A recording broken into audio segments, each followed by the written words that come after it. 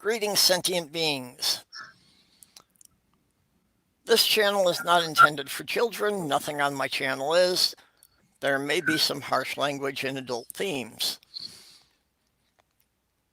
Still hate that I feel I have to do that for every broadcast, but Yeah. oh, I got the echo mic. There we go. So I'm here with One Ring. Why don't you introduce yourself in case we have people aren't familiar with you here? Yeah, I'm One Ring. I usually do atheist content about how evangelicals interact with literature and the culture at large and media and such. Um, I generally release videos on Tuesdays, but at 2:15 I'm releasing my New Year's video because I decided to postpone it because I figured people would be running last minute errands on New Year's Eve.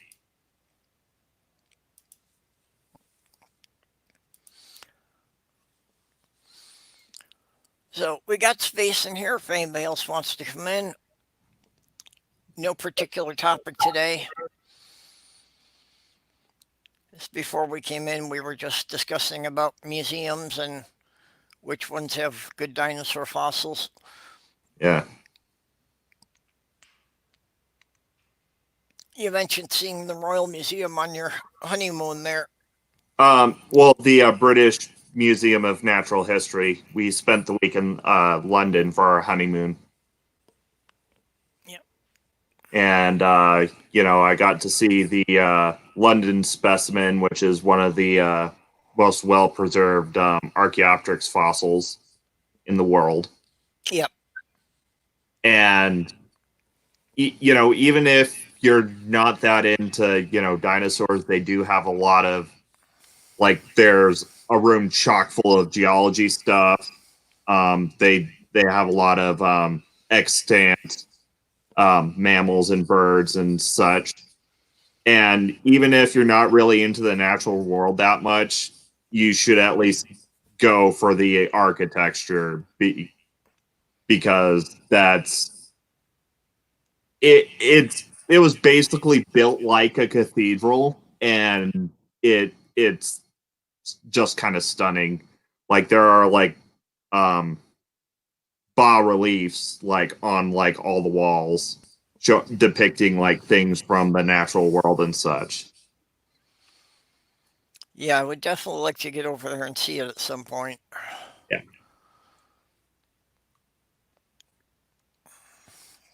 Yeah, I also went to the actual, the British Museum, but didn't really get to spend enough time there. If you want to do the British Museum, you're going to have to set aside a whole day for it. Yeah, well, I definitely would. That's, like I said, I'd like to go around and just for each museum all over, spend a whole day. Yeah. I'd like to go to Washington, D.C. and spend a whole week for the Smithsonian. Oh, yeah. I heard that you can spend a whole year at the Smithsonian, spending only a minute at each of the exhibits and still not see everything. Yeah. Yeah, I'm not even sure how many buildings it is now. Yeah. It's like at least a dozen buildings.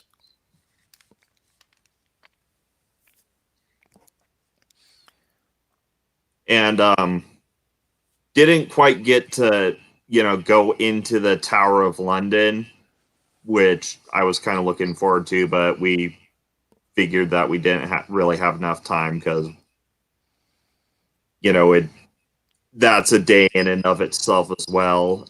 But that's if I remember right, that's an armories museum, so a bunch of medieval weapons and such. Yeah.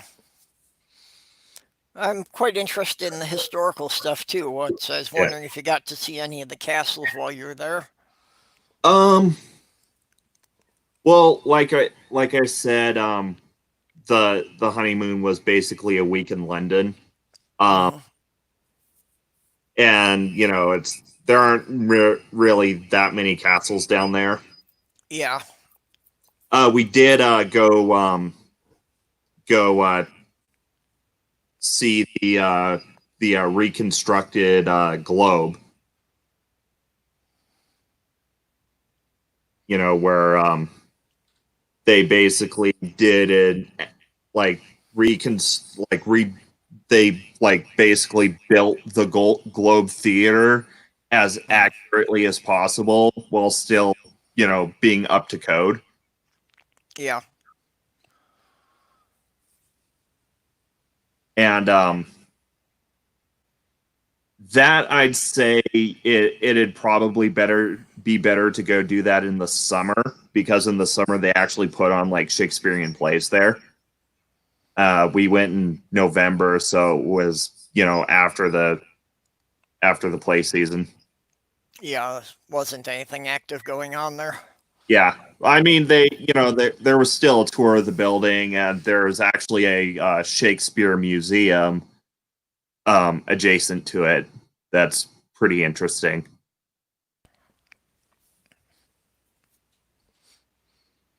Orla does not have a high opinion of London, apparently. Yeah, yeah. It's a good place to visit. I'm not sure if I'd like living there. It's like it's there are definitely a lot of things you can do on a visit to London, and a lot of them actually would take a whole day.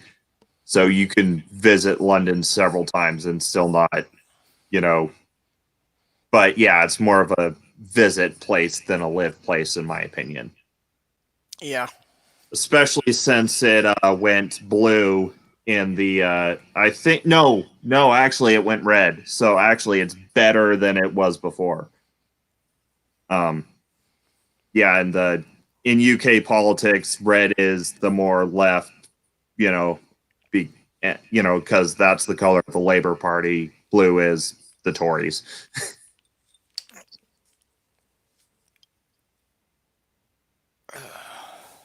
And Critical Cripple, I saw the outside of the Tower of London. I didn't actually go in, because going in would, like, doing the Tower of London properly would take a full day, and that just wasn't in the cards for us.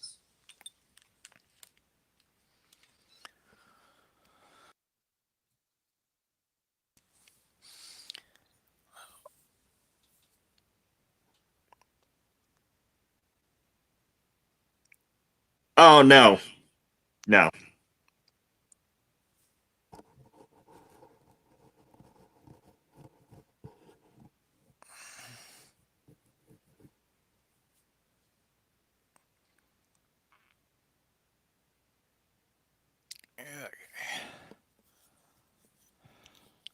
Actually, if you like museums, purple, and if you're kind of in the area, like, assuming you actually go to the UK, a good town to go to would be Hull. There's there's an aquarium, and then like right within walking distance, there's like this square with like 3 or 4 different museums. One is William Wilberforce's house, which was turned into a museum. Mm-hmm.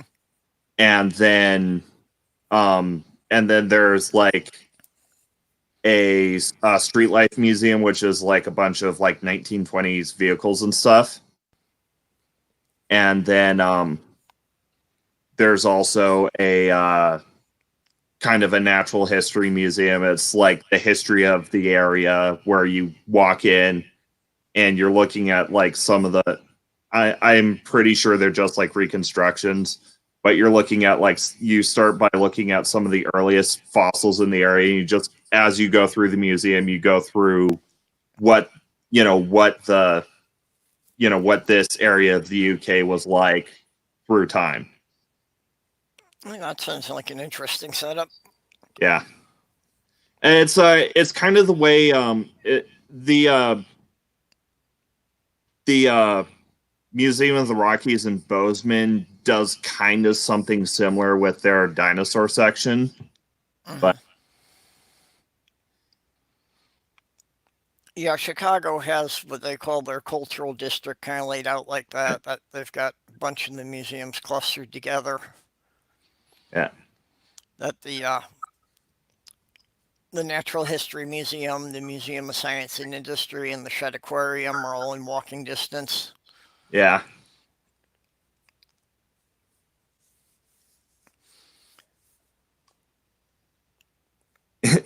And Cripple, literally all we did in Hull was go to the aquarium and then see the museums and then leave. So I'm happy to concede that.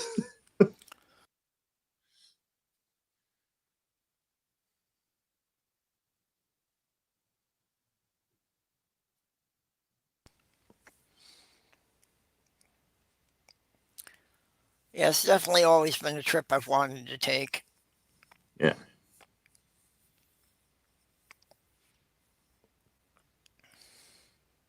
Um, for museums, I definitely like to take another crack at doing the British Museum justice, because, like I said, we didn't spend near enough time there. Yeah, when I lived in St. Paul, I had a charter membership to the Science Museum of Minnesota, and I spent so much time in there that when people asked the volunteers questions they didn't know, they were pointing them to me. I think people actually thought I worked there because I was in there so much.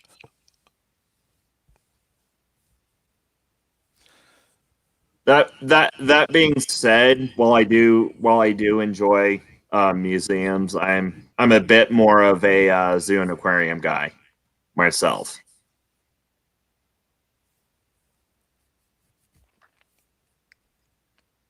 Yeah, I like the aquariums. Oh, hello, Dave. Hello. Hello. Oh, battery in my hand. I have kind of mixed feelings about zoos and that. Just, I love seeing the animals, but I always Yeah. kind of feel sorry for them having such limited enclosures.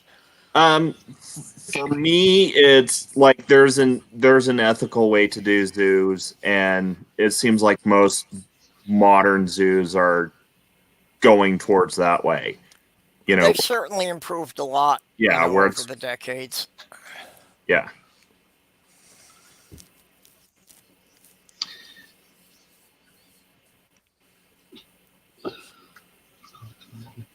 The stuff in Bristol is really good. Right, answering order. Although, if I had to tell someone to go somewhere outside of London, it would be somewhere here with Liverpool or somewhere between Liverpool and Chester, Ah, because Chester is basically Roman. yeah. You walk around Chester, they have an amphitheatre, a genuine amphitheatre that they've dug out of the ground. On Liverpool, it's maritime history alone. Again, Bristol does it quite well, but not. I don't think it does the slave trade quite so well. Bristol's a fantastic slave trade museum. Did I say Bristol? I meant Liverpool. Yes. Bristol does do slave stuff quite well, but Liverpool does it better. And the actual Liverpool museum is fantastic. Yeah. Well, and again, the other way, Chester Zoo is one of the best in Europe, I think, now for its programs. It had a TV program there in the 80s, and on the back of that, pushed itself very. It was one of the early pioneers on preservation. Yeah. Rather than just dance monkey dance. Yeah. Yeah, well, I was more staying on the I was me and my wife were staying on the other side of the UK, and in the west, in Yorkshire. So But I imagine the side to side in the UK is nothing for you. oh yeah. Well, me, but I wasn't driving. Yeah. We were taking buses and such. When I was in South Carolina, we said we're going to pop out to a restaurant for lunch. And Yeah. we were in the car for an hour and 20 minutes to get to it.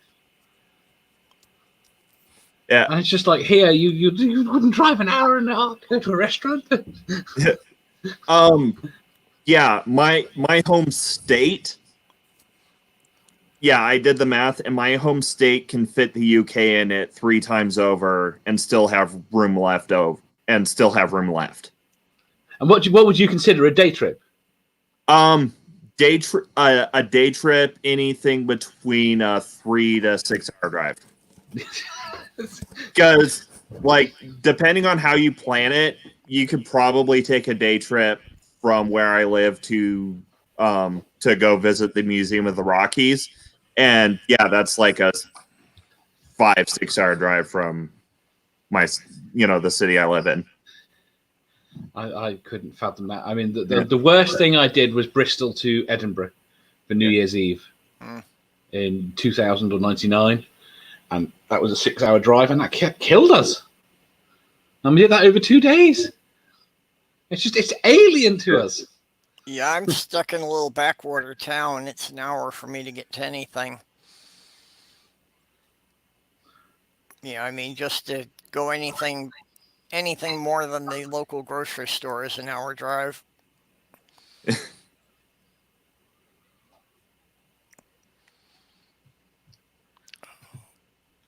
I keep trying to get back to Minnesota, but Yeah.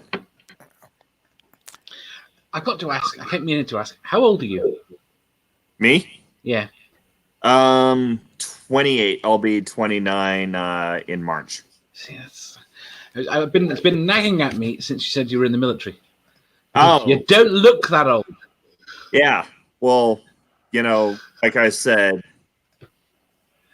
my deployment was Afghanistan, and that's been going on forever. So, I think I would only place you 23 at most.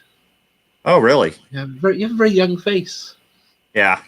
Oh, it's even younger when I shave, and the wife doesn't like the facial hair. The only reason I keep it is because it's cold.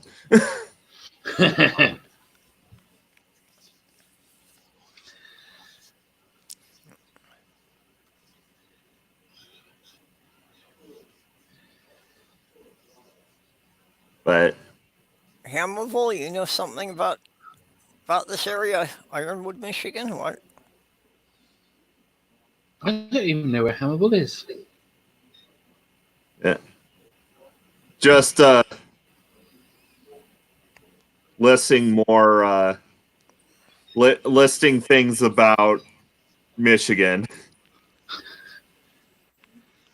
Yeah, well, that's up where I am. Yeah. I'm in the Upper Peninsula, just off the Wisconsin state line. Yeah, so you're a Youper. Well, technically, but aside from where our tax money goes down to Lansing, this is really more like northeastern Wisconsin. Yeah.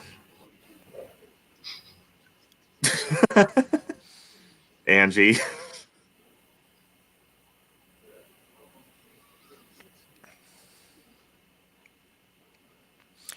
Yeah, that's what I keep running into here is that most of the people in this community are younger than my stepdaughter.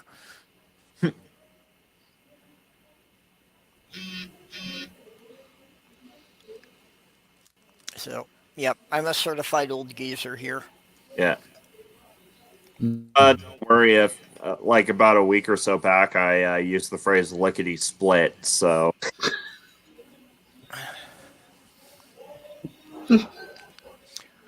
Yeah, no, Diana's chat last night, we were talking about the 78 records. yeah. Oh, yeah. And my dad was a classic rock DJ. So, like, all the music I grew up listening to is starting to make the transition to the oldies station. Yeah, I was disturbed with the stuff. The stuff from the 90s is now coming up in classics. Yeah. That I find somewhat disturbing. I'm Midday. That was one thing I got endless mileage out of. That in the 90s, there was that 70s retro craze. Yeah. So my stepdaughters couldn't complain that my music was lame because they were listening to the same stuff I listened to when I was in high school.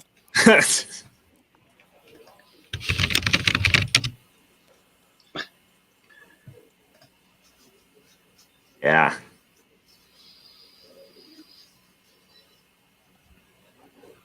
Yeah. I need to buy another microphone for this Like- laptop. So I can be able to type without everyone knowing. Yeah. Oh, that was one of my presents for Yule.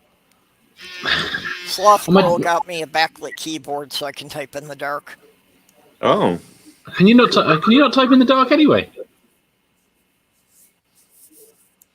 Yes, I do. I mean, he's old. His eyes aren't as good as they used to be. Oh, my night vision's great. That's the one thing I did get.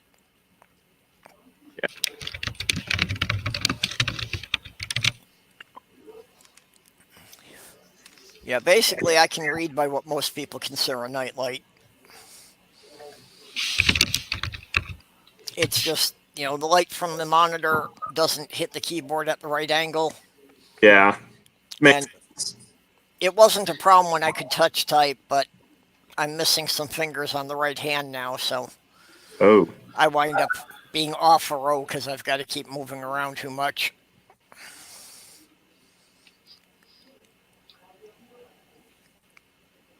Why are you missing fingers? And did I already know this? I can't remember.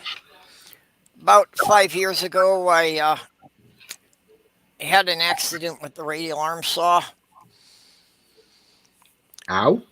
I'd had that saw for 20 years. That was the first time I actually had all of the guides and guards in place. And even the doctor in the emergency room said it probably wouldn't have been nearly so bad if I didn't have the blade guard on. That my hand would have deflected off. Instead, my hand got wedged between the guard and the saw blade. Ah! Ah. Yeah, Left or right? so 3 fingers on my right hand. I'm missing above the top knuckle. Are you left or right-handed? Fortunately, I've always been generally ambidextrous. My handwriting's illegible no matter which hand I use, so Well, obviously the answer now would be left-handed. yeah.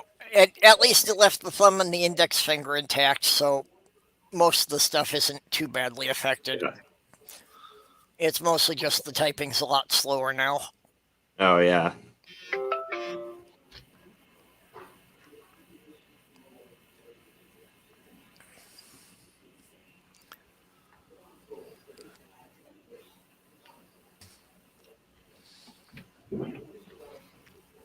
And Orla, I think the answer would be that that's I think it's a quirk of human development where your taste kind of gets cemented as you get older. I saw a study that suggested it was related to emotions. Yeah. You attach emotions to songs and you're less likely to have strong emotions as you age. Yeah, that could be it, because for instance, I can't really listen to worship music anymore. It kind of gives me anxiety now.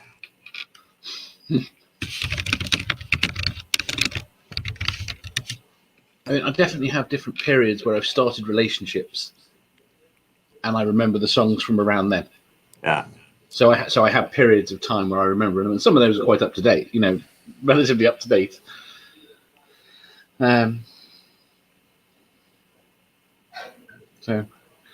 not sure. Unfortunately, I don't have a very good ear for music. I like songs generally for the lyrics.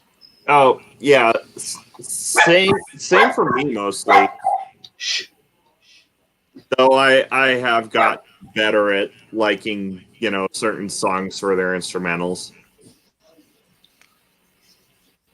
I find it very odd that There my are a daughter is few in I a find choir. interesting. Sorry, Dave? I find it very odd that my daughter is in a choir, considering how, shall we say, undeveloped my musical tastes are. Yeah.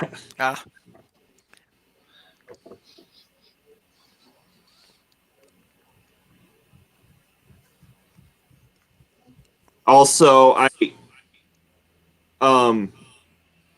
when it comes to music, part of the reason why I think that people, hang on to their their older music and kind of look down on modern music is not that modern music tends to suck, but it hasn't passed through the filter of time, so the good stuff hasn't, been separated from the sucks. It does. And here's the problem again. There's another study on it, and it categorically does suck. That's not to say I don't enjoy a lot of the modern music, but in every thing they can test about music, human brains prefer complicated music. Yeah. And the music has got calculatably simpler and more repetitive. And those are the ones that they can guarantee to make money out of. Yeah, it's lowest common denominator. I was going to say it's just, manufactured to appeal to a wider audience. Yeah. I mean, they broke it in the 90s. I think it's the early 90s. They worked out that the majority of music was bought by teenage girls. And once they worked that out, the 90s to figure that out. Apparently so. Or maybe they didn't late figure 80s. that out watching the Beatles. No, they thought everyone was buying music. But I said, and when they worked out it was teenage girls, that's when we started. That's when we got the prefab bands. Yeah. And since then, it's just been the same appeal over and over again. Aim for that one, you're guaranteed to make money. Yeah. And it's not that the good music, and it's not like I say good music is wrong because, like I said, I like a lot of what they would call not good music. Yeah. But it's not like that music doesn't succeed. It's just rarer now. Yeah. And like I said, it hasn't passed through the filter of time because, like, for instance, in the 70s, Captain and Tennille was hitting pretty high on the charts. Yeah. Well, like you say, it takes a while for the bad bands to be forgotten, so people only remember the good ones. Yeah.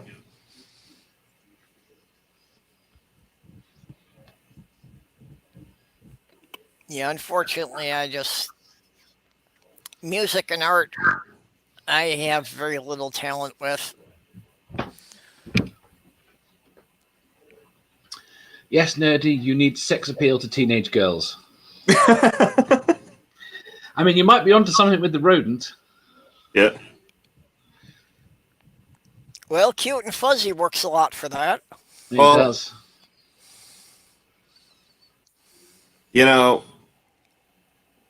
Though, I forgot where I was going.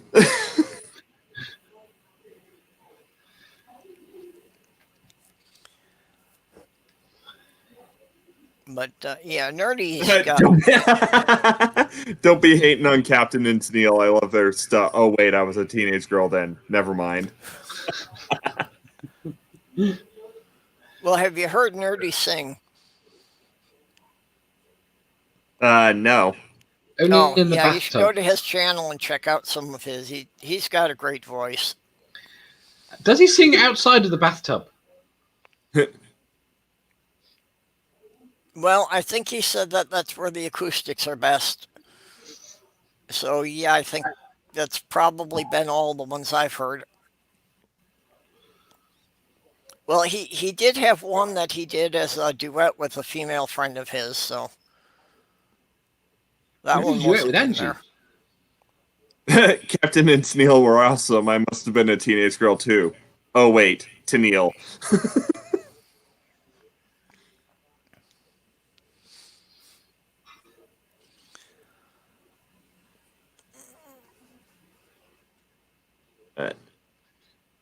I want to know when Cliff Richard's going to come out as gay, or are we going to have to wait till he dies for it to come out? As you have no idea who Cliff Richards is, do you? Yeah. I recognize the name, but I can't attach anything to it. He's a very long-lived. He's had 50-odd year career, but he's very, very Christian. And there's been rumours all the way through his life, but nothing's ever come out, and there's never been any hint of a woman involved in it at any point in his life. And apparently, Nerdy's gotten around a bit.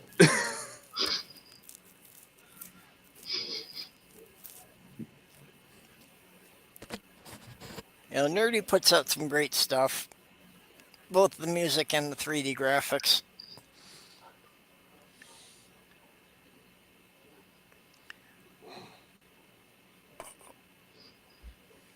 So over the holiday season, I put a bit of music up on my channel. Art Against Ignorance took the lyrics I wrote for a satirical song and really did an amazing job with that. Yeah. And Art I put a does clip up great there. stuff. What's that? Art does great stuff. Yeah, I was amazed with what he was able to do with, you know, my crappy song, really. But I also put up a clip on there in one of Diana's streams. I sang Tom Lear's Christmas Carol. So I put that up there to show people why I didn't sing. Yeah. And if people don't start sending me money on Patreon, I'm going to make a musical.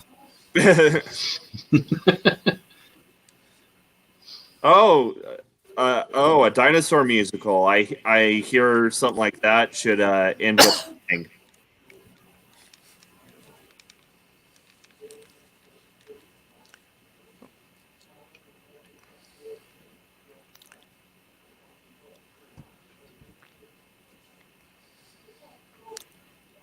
Yeah, if I could do more with the sound effects, that could be interesting.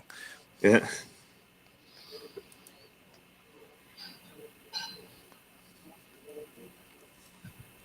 Like cats, only dinosaurs. I don't know. Cats is pretty freaking weird. I mean, I haven't seen Cats, but I've heard that it's really freaking weird. I haven't seen it either, and I have heard absolutely horrendous things about the movie they made. Yeah.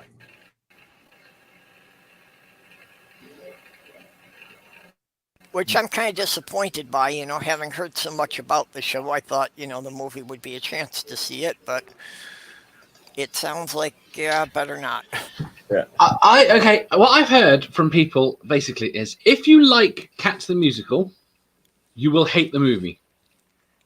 If you've never seen Cats the Musical, you will like the movie. See, what I heard is that it's like too weird to be a good movie, but not weird enough to be a so bad it's good movie.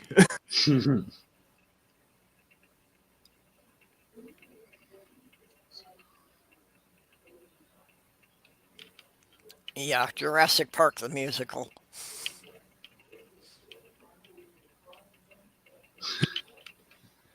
Life finds a way.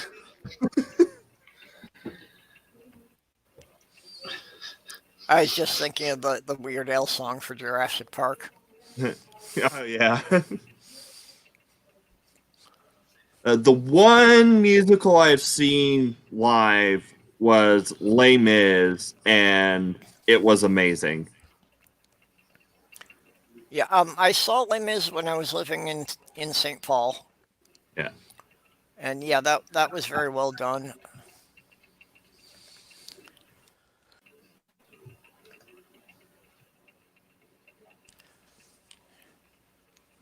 Another one I would have liked to see when they did, you know, Man of La Mancha on Broadway. Oh, I've yeah. got the soundtrack for it.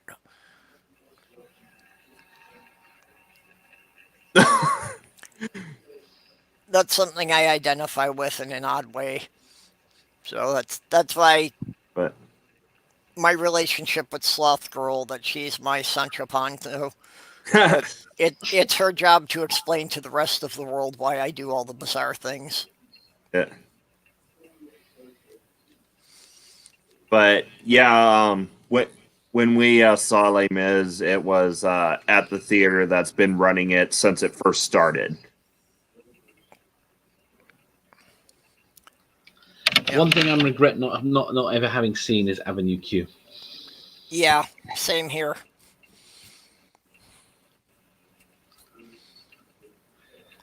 I was never in any city that it was playing in at the time. Yeah. Though it's not technically a musical, Trans-Siberian Orchestra is touring near you at any time. Take that chance and go see that show. It's amazing. Yeah, I've had their Christmas album for some time. I'm going to assume you're talking about Christmas Eve and Other Stories, but they have actually quite a few Christmas albums. Yeah, well, I thought there were like 5 of them actually, but Yeah. yeah, I've got one of the older ones from the 90s. Yeah, so I'm gonna guess it's Christmas Eve and Other Stories. That's like the more well-known one. Be mindful. Have you heard of The Internet is Made for Porn? Nerdy beat me to it. Yes.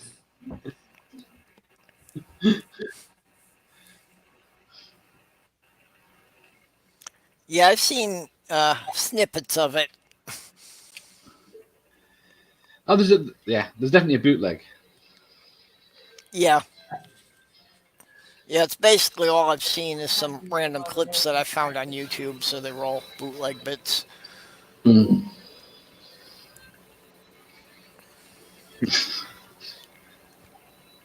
Right. Be mindful needs educating.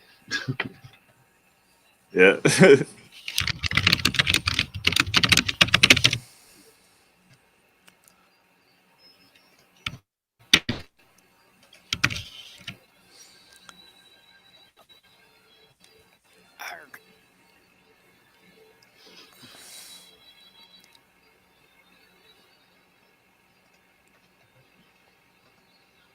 Oh, what's the link, nerdy?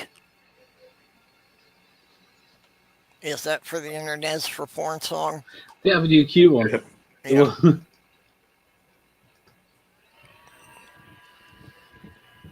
Well, nerdy put up a link just above yours, Dave. Yeah.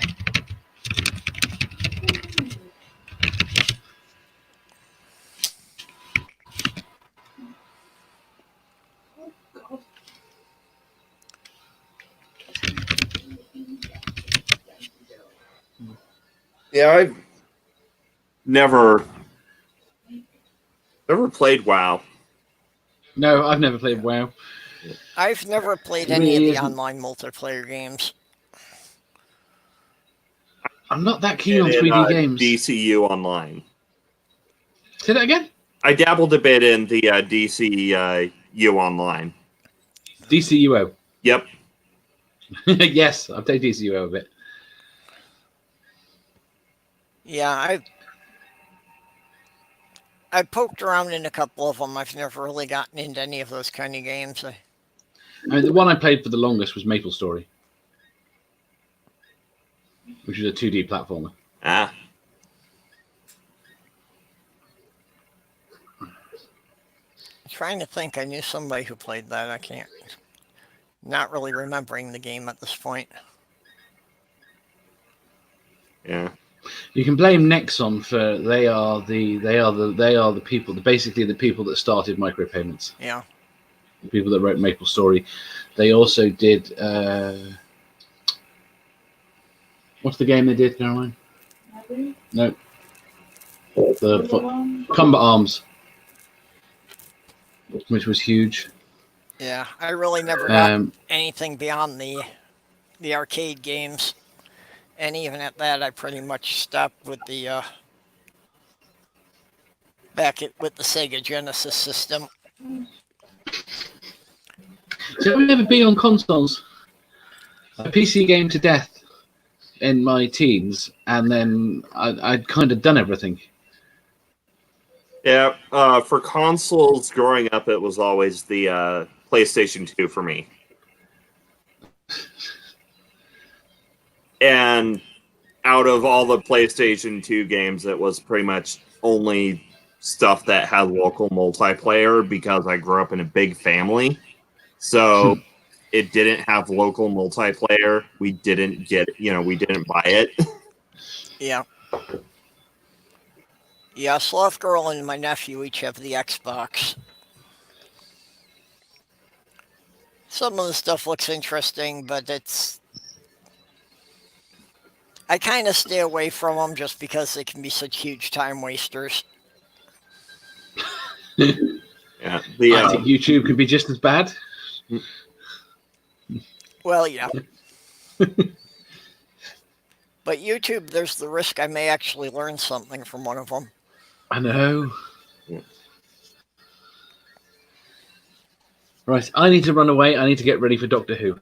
yeah. He's on in 10 minutes. Oh, okay. There is no way in hell I'm missing it. Well, he's a time traveler. He should be able to show up later. He should be able to. Yes, she. Me, on the other hand, I can't. So I will catch you later. Okay. Bye-bye. Thanks for dropping in. We'll see you around. Yep.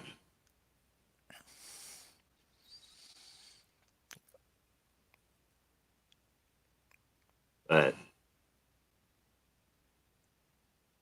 yeah, I'm woefully behind on Doctor Who.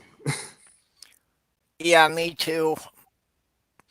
After they started the American series, I saw the first 4 or 5 seasons, and then when I moved to New York, I didn't have a chance to follow it.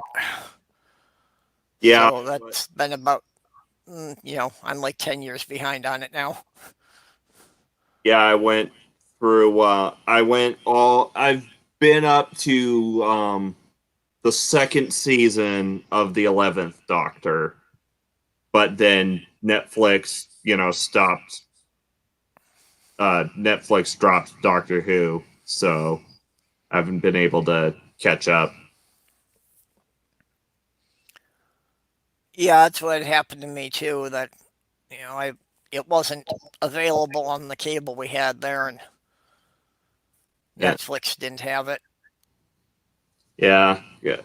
I think it's because the BBC started their own streaming platform. Yeah. Well, I've had the problem of getting very annoyed with Netflix that there's been a couple of shows that I've started to watch, and it's like I get 3/4 of the way through them and they drop them, so I never get to see the last couple of seasons. Oh man. Yeah, that's happened to me with 4 or 5 shows already. It's just it gets annoying when you've put the time into them. Yeah. It's like, how did it end? Yeah. Well, the Netflix originals are a safe bet because they're going to be everywhere and they're never going to drop them, except maybe the Marvel stuff. I'm not sure if Disney's going to make them drop the Marvel stuff or not. Well, I think that'll wind up coming into the question of how much royalties they have to pay on it. Yeah. That's most of the stuff that gets dropped from Netflix. It just comes down to a question of, whatever company owns it, how much they have to pay them to keep airing it. Yeah. I wonder if Netflix drops the Marvel stuff, will it get archived on Disney Plus? Because they are Netflix originals, so who knows what the legal logistics of that's going to be. Yeah, what kind of contract they had when they made those. Yeah, Angie, we're talking about Netflix.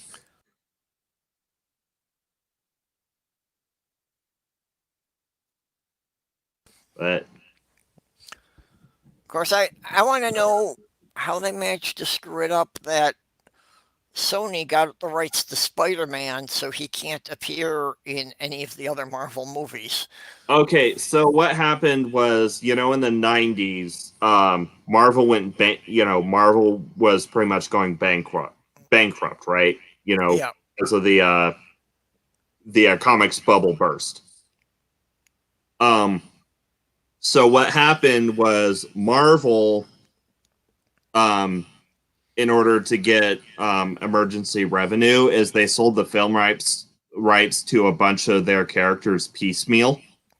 So Fox got Fantastic Four and the X-Men. I think Universal got the Hulk, and Sony got Spider-Man. And I think part of the agreement with Sony is they've got to make a Spider-Man, movie every so often to keep the rights, which is why we got so many Spider-Man reboots. Yeah. After the Tobey Maguire trilogy.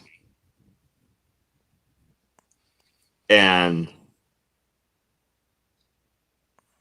then they reached Disney is like, okay, we'll share Spider-Man. We'll help you produce your own Spider-Man movies that are connected with our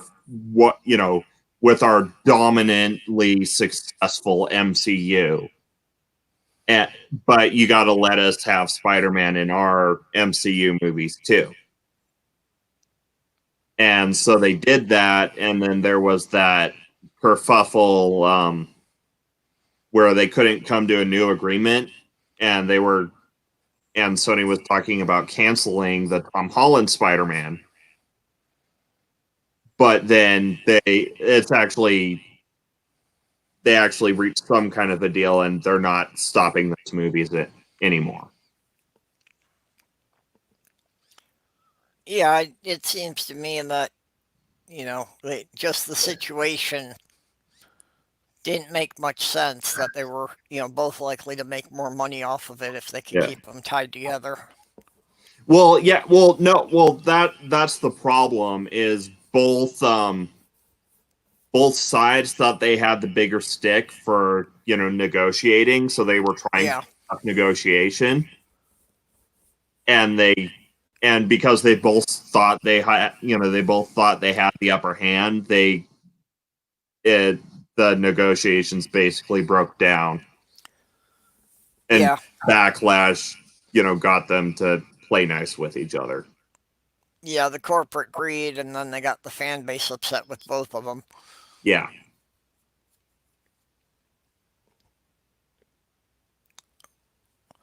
That being said, I just finished The Mandalorian yesterday, and that I enjoyed it. I know Bad Tempered Badgers talked about it. He seems to be real fond of the series. Oh yeah. It definitely follows the recipe of like the original trilogy, where you take basically other, a bunch of other genres and then slap under a sci-fi skin. Yep.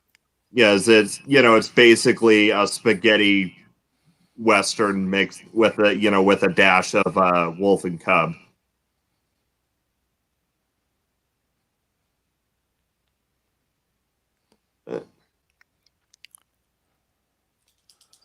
Yeah, well, the original trilogy actually was heavily based on Joseph Campbell's work. Oh yeah. And it was heavily influenced by the, Buck Rogers serials and samurai movies and all sorts of stuff, just like, mashed together with like I said, a sci-fi skin just kind of thrown over it. Yeah.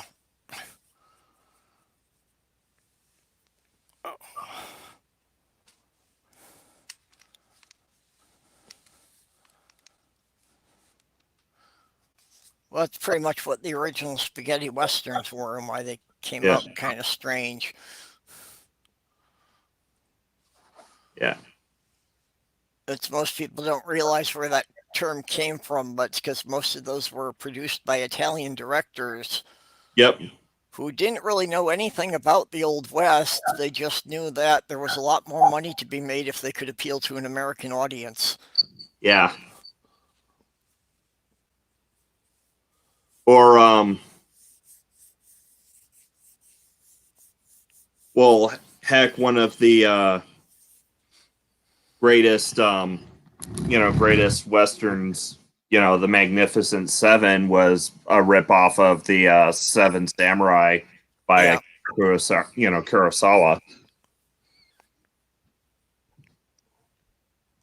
I've heard that. I never actually saw the Seven Samurai. It's pretty good. And yeah, it's the same. Well, it's pretty much beat for beat the same story. The same story. Raiders are terrorizing this village, and they go and hire a bunch of samurai to help defend them.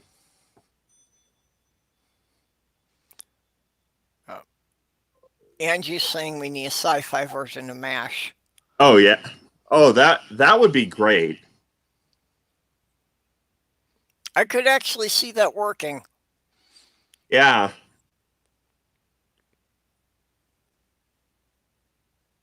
Could just be a medical ship in a war zone.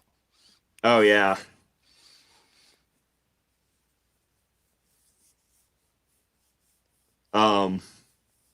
Though if you're gonna adapt a sci-fi, as a specific sci-fi novel to the screen, I would love to see a version of John Scalzi's Old Man's War.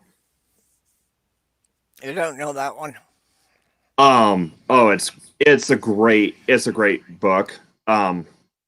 John's especially if you're a fan of like witty, snappy dialogue. But where but so it's basically set up where like the human empire, we're already an intergalactic an interstellar civilization, and third world countries basically supply colonists, for for colonizing new planets. And then in the first world, like people in the first world live their lives, and then they get, if they want to go out to other planets, they join the military. And I kind of think of it as a modern, less fascist version of Starship Troopers. And it really got me. It really got me into John Scalzi, and I really like his writing. Oh, I hated the movie of Starship Troopers because it had virtually nothing to do with the book. Yeah. Well, yeah, I've read I read Starship Troopers. I kind of have a I kind of have to be in the mood for Heinlein, though. Like, I have to be in the mood for it to read a Heinlein book, because a lot of stuff is pretty problematic. That being said, no one writes pulp sci-fi like Heinlein. Yeah. Actually, from Starship Troopers, they also did an animated series. Oh. And the animated series was much more to the flavor of the book than the movies were. Though, that being said, the book Starship Troopers is very much pro-fascism. So I get why the director made the choices he did, and I can't say as to whether or not I feel like it works, because I haven't seen Starship Troopers. But I get why turning it into a satire would be a good idea.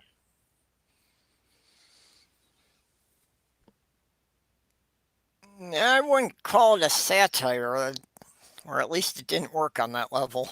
Oh, I've read it, or I've read and heard that it's kind of regarded as a satire of, fascist propaganda and such. Yeah, well, it's definitely highly political. Yeah.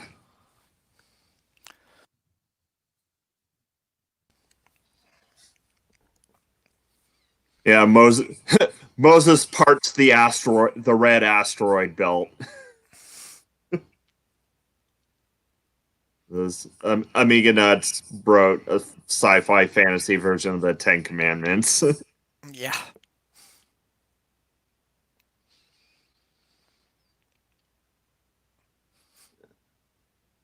But Okay, so how do you flood an entire solar system?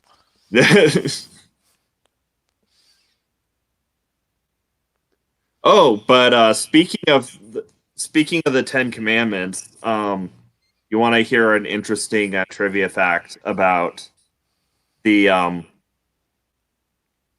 about the big Hollywood production versions of the Moses story. Yeah, go. Okay, so there have been three major Hollywood productions of the Ten Commandments / Moses story. One, the original Ten Commandments with Charlton Heston, the Prince of Egypt, and Exodus: Gods and Kings. Two out of those three star a former Batman as Moses. Hmm. Yeah, the Charlton Heston's the only one I really remember. Yeah, Prince of Egypt starred Val Kilmer, and Exodus: Gods and Kings, which came out in like 2015 or something like that. It didn't do too well at the box office, from what I remember, but I went and saw it. It was pretty good. Starred Christian Bale.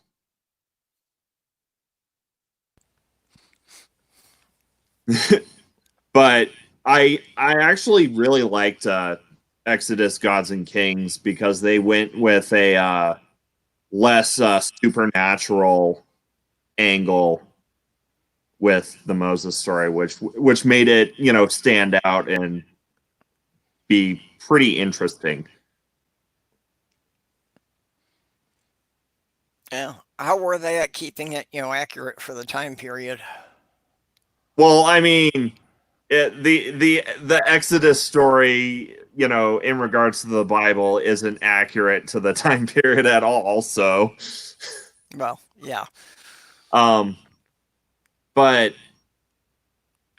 and of course, obviously, Moses is played by a white guy, so that's not exactly accurate as well. But like for it's less I am a prophet of God and more depicts Moses as a guerrilla resistance fighter. Okay, that's an interesting angle. Yeah, at like the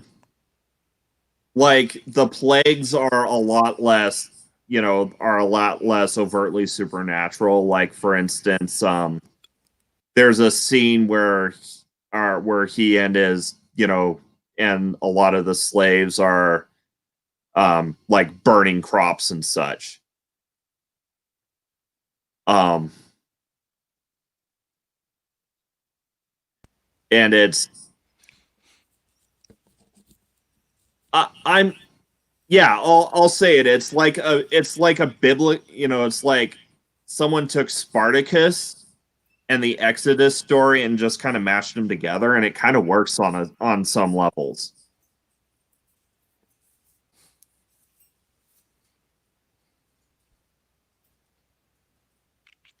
Yes, everybody in the Bible was white and spoke Yeah, English. and That's why they had to translate it into Aramaic and then Hebrew. and then Hold on a second. okay.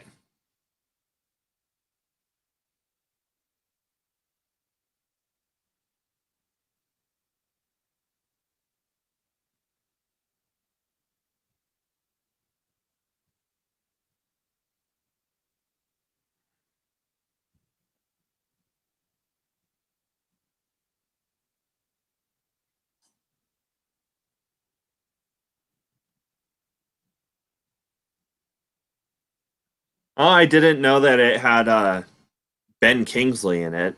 Um, Though to be fair, that was before I was really. It was back when I wasn't too in touch with keeping track of actors. If I think back, I guess he was the Pharaoh, like the father Pharaoh, not Ramses. Like Ramses the first, not Ramses the second. These are my commandments that you must follow, or I will smite you. There's a bit of William Shatner as God for you, nerdy.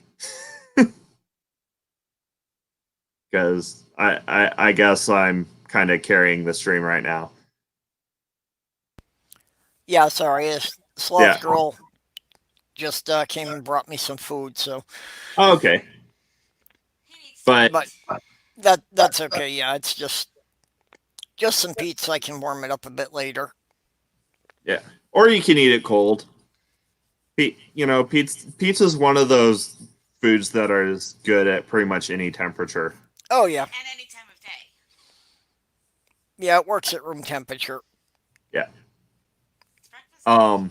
But as I was saying, for the parting of the Red Sea, they went with that. It was a low tide kind of, apologetic. Okay.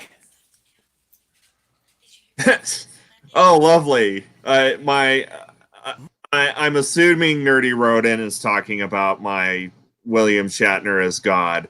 So, apparently there's going to be a clip of me doing William Shatner as God on Twitter. I'm both amused and horrified at the same time. Yeah, Amiga. It was the kind of strong wind, low tide hypothesis that was used for that scene. So, like I said, it's a lot less blatantly supernatural than most than the other two.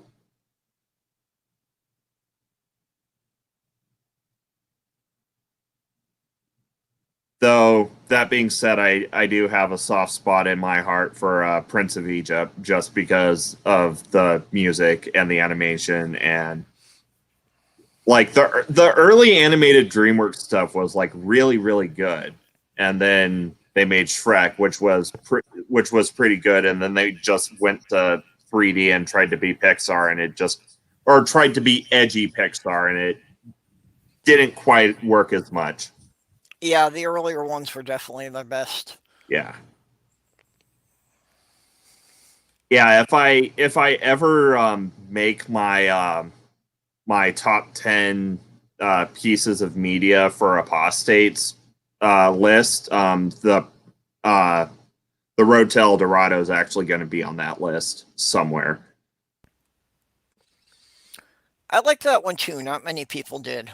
Oh, that's one of my, not only is that one of my favorite animated DreamWorks movies, it's probably up there with one of my favorite animated movies of all time.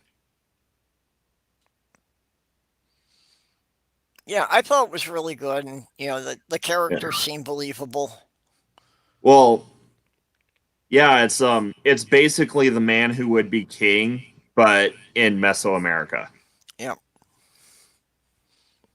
And I can tell you for certain that if I hadn't been at a friend's place and seen most of it in theaters, I probably wouldn't have been allowed to watch it growing up.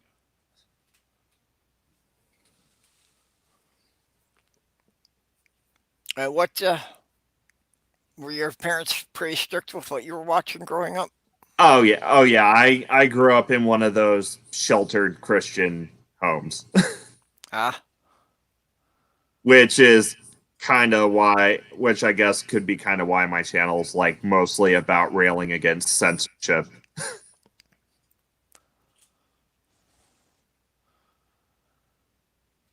but yeah, didn't have anything to do with Harry Potter until I was already in my 20s.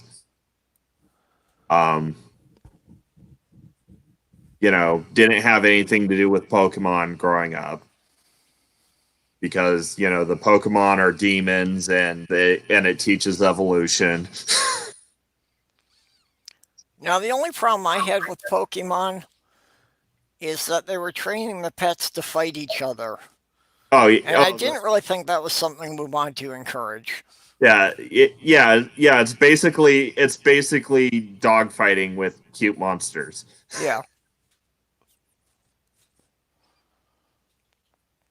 That always really bothered me. I didn't really want the kids to get involved with that. Yeah.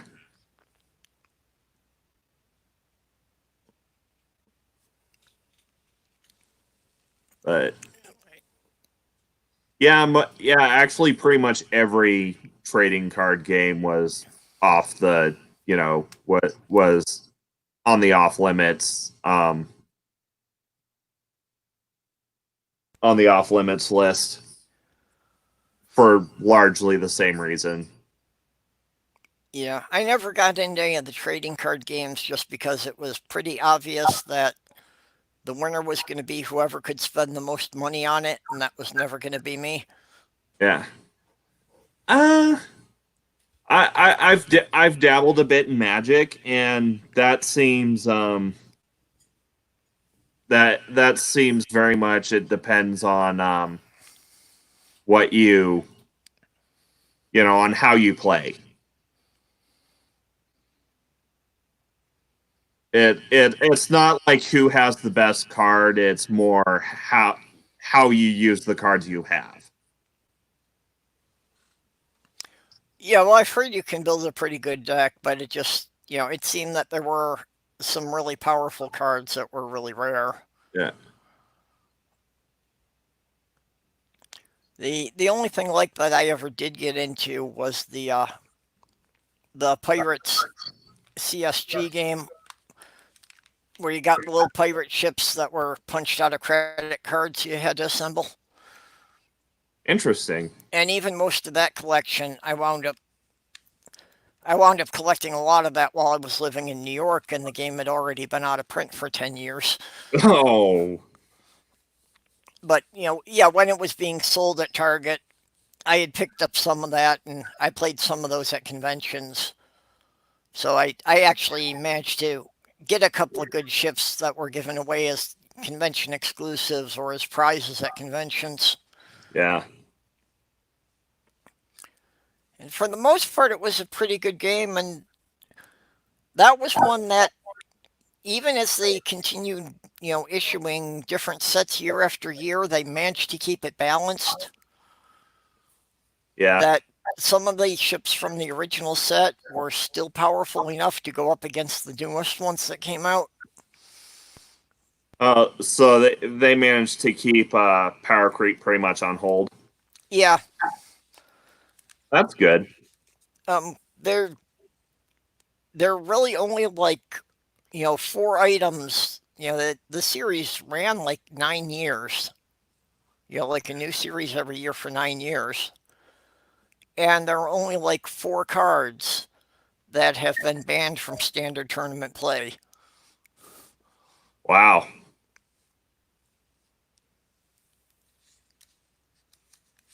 So I managed to collect almost all of them, except for some of the special edition ones that were pretty much only available as convention exclusives or promos for things. Yeah. And Amiga, sorry. Yeah, your kids may not be demons, but according to the church that I grew up in, they are hella possessed. Wait a minute, some people had kids who weren't demons? I just thought it went along with becoming a teenager, but yeah.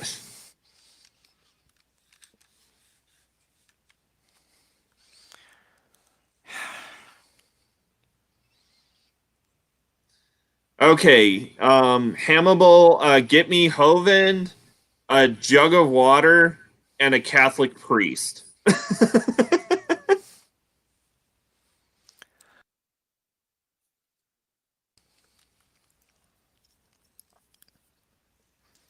I mean, I won't. I'm not going to take a position one way or another until I see him drink holy water. But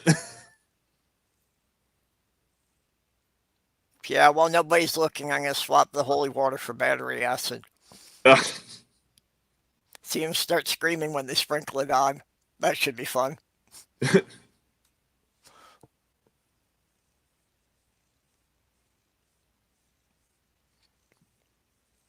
Oh.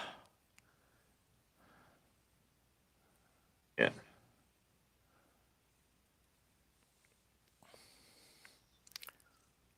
So, anybody make any New Year's resolutions? Yeah.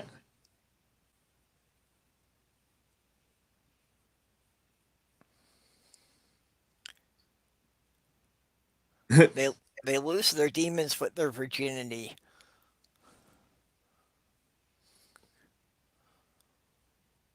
Okay. Yeah. Well, apparently, Orla's resolved to be more of a dick.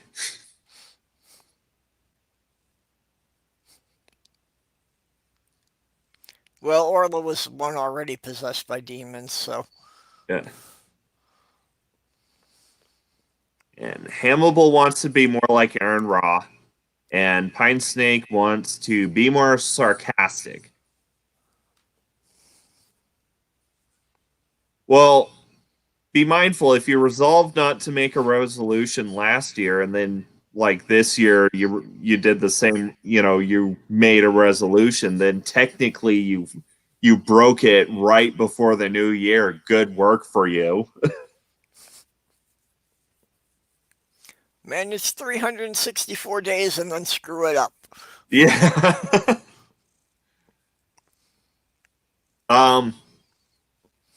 But yeah, mine is just to be more active in the in the atheist YouTube community. Get on more streams, do more collabs. I think I'm doing pretty good on that one. Yeah, I didn't actually formally make any, but yeah, I need to put more time into getting some more edited videos made. Yeah. Yeah. Still don't have the best equipment, but Yeah. managed to get something out.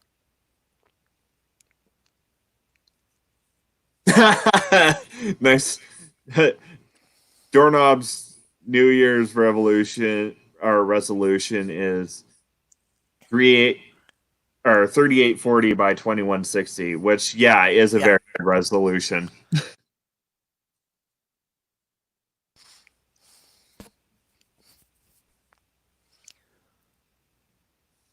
Yeah.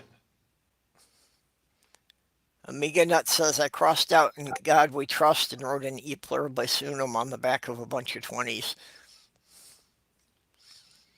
Think actually you could get in trouble. Well, not the act of like doing that specifically, but I think that falls under defacing currency, which could get you in trouble. Yep. Technically, you could. If you write on it at all, it's technically a federal offense. Yeah. I think the one exception is pennies because those because of those smashed penny machines. I've wondered about those, if those were actually okay, if there was. Yeah, I think they're okay because pennies are such a low denomination. Well, I was kind of figuring that it wasn't necessarily that was all right. It's just they didn't bother to enforce it. Yeah, I remember. I don't know exactly for certain. I can't say for certain, but if I remember right, I remember there's some sort of exception for pennies because I did read up on those laws a while ago just for curiosity's sake, and if I remember right, there's some sort of exception when it comes to pennies. I think the exception is that it's like no long that after it's gone through the machine, it's no longer actually recognizable as, you know, currency. And I think the defacing currency laws are under like the forgery or Yeah. are Well, under yeah, the idea was to make sure you didn't try to pass it off as a higher denomination or something. yeah. Or that's also the reason that the quarters have the ridged edges. Was back in colonial times when they were actually made out of silver, people would file down the edges for the silver Oh yeah. dust. Yeah, that's actually why dimes and quarters have those ridges. It's a Yep. counterfeiting or it's an anti counterfeiting measure. Yeah, that merchants weren't supposed to take ones with smooth edges. Oh, but once again, a little trivia fact. Do you know which president started the Secret Service? No, I don't recall. It was actually Abraham Lincoln. And their mission wasn't originally bodyguarding the president. It was hunting counterfeiters, Ah, which is actually why they're still under the Department of the Treasury.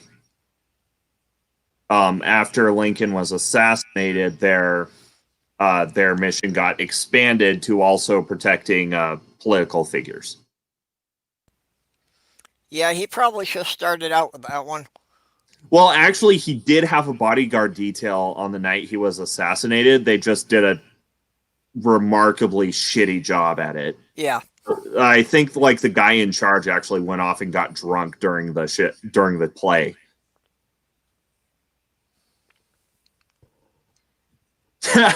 Oh, apparently I'm bad at doing trivia for streams. So apparently I'm supposed to give the chat time to guess. Yeah, well. Well, to be fair, this is only like I don't know, maybe like the fifth stream or something I've guessed it on. Well, and sometimes you can't always phrase it as a good question either. Yeah.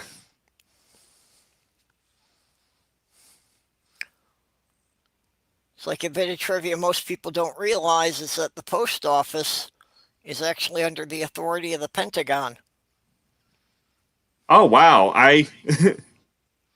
Because the post office started out with the Pony Express, which was a division of the cavalry. So it is technically still a branch of the Army. I did not know that, but I do know that the post office is the only federal program that's actually self-sufficient. Yep.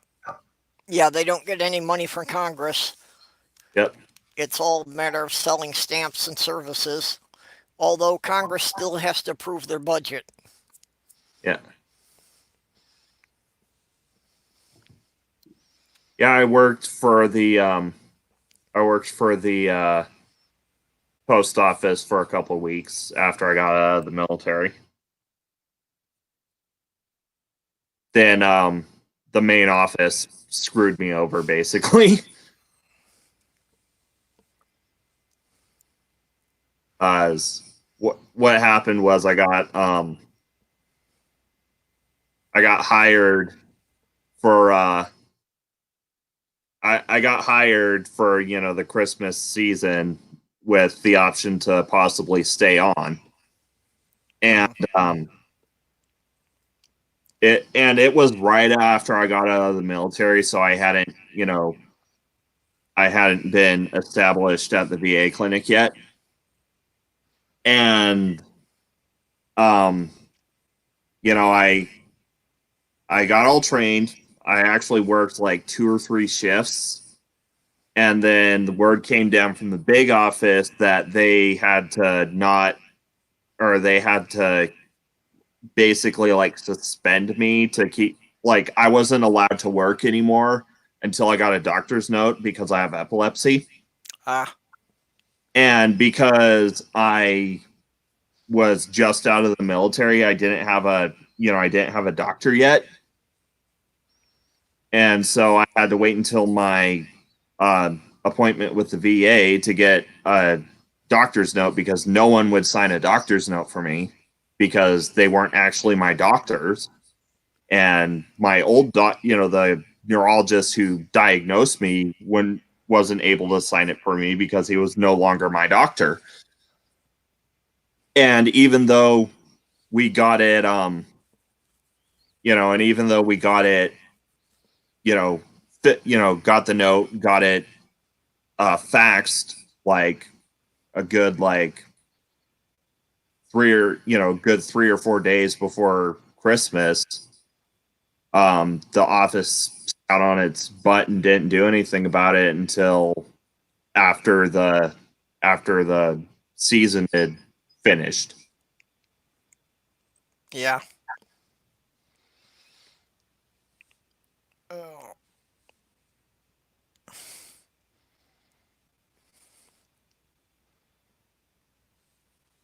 ah. You all right? Yeah, just Kitty's claws are snagging on my clothes. Ah, It's not his fault. He has a weird mutation that he has 2 claws coming out of each of his front thumbs, ow. which, yeah, it means he can't fully retract his front claws. Yeah. But he's a good pal. He's mellow. He doesn't cause any trouble. That's good. Let's be mindful. What about catch 22? I Yeah, think it okay. was my whole. Right. Yeah, now I got. I was thinking it was the going back to a movie reference again. Yeah. So, yeah.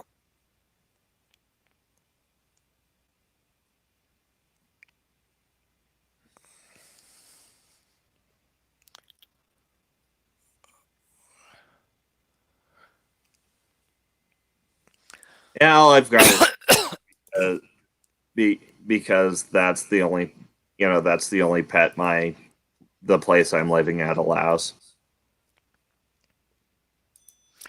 Well, I'd have a dog if I had a yard, but living in an apartment, I think, Yeah. that doesn't really work out. So just cats for now.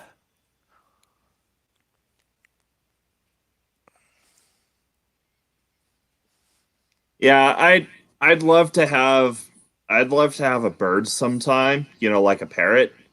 Hmm. Um and not for the reason most people would, just to have one, but because they seem like really cool companionable, animals. But Yeah. the thing is, my wife has a bird phobia, so that's off the cards. But we're Ah, probably going to be one of those houses with like a million different pets, but not in the hoarders way. And the like, we have as many pets as we can keep keep keep happy and healthy. yeah. We had kind of figured that as far as cats and dogs go, the practical limit is probably 5. Yeah, Like 3 cats and 2 dogs is about as much as we could probably handle. yeah. I think it. I think what we've decided on, my if I remember right, it's like a few cats, like 2 or 3 cats, a dog, and a snake.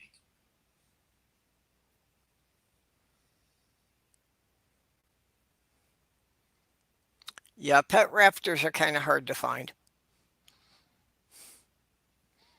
Of And course, you probably meant the bird rather than the dinosaur, but Well, yeah, even then, it's really, really hard to, like, in regards to falconry, you actually have to like get a license, and to get a license, you actually have to be apprenticed for a certain amount of time with a licensed falconer. Yeah.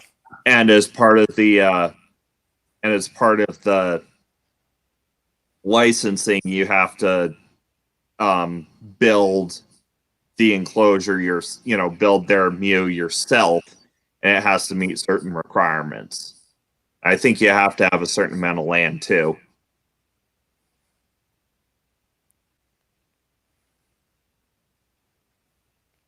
Hamsters. Yeah.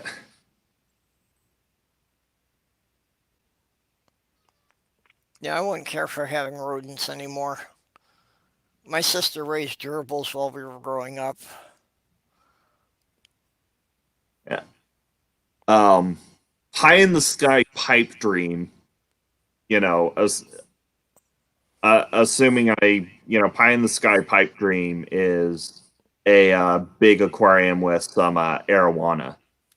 That's my ultimate like pipe dream pet. But that's like, you need a like several thousand gallon, you need a tank that holds at least a couple of thousand gallons. Yeah. And after all the expense of getting that set up, like arowana themselves are like several $100s. But What exactly are arowana? um think you might know them as dragonfish. They're actually elite, or well, Asian arowana, which are the better looking ones, are actually illegal in the U.S. Mm-hmm. It's technically just illegal under the Endangered Species Act, but like countries like Canada and the UK that allow them only allow captive bred. Uh-huh. So I'm thinking it has more to do with trade than anything else. Yeah. You Well, know, probably, especially if they're considered an endangered species. well, yeah, well, like I said for like Canada, there's a very strict like it's got like not only does it have to be captive bred, but it has to have like a special chip in it to prove that it was captive bred, and it's got to be certified captive bred. Yeah. So, and seeing as how the U.S. has had a history of a trade rivalry with Southeast Asia, the Southeast Asian countries, which they're native to and where most of them are farmed. I think that's more of the reason behind the ban,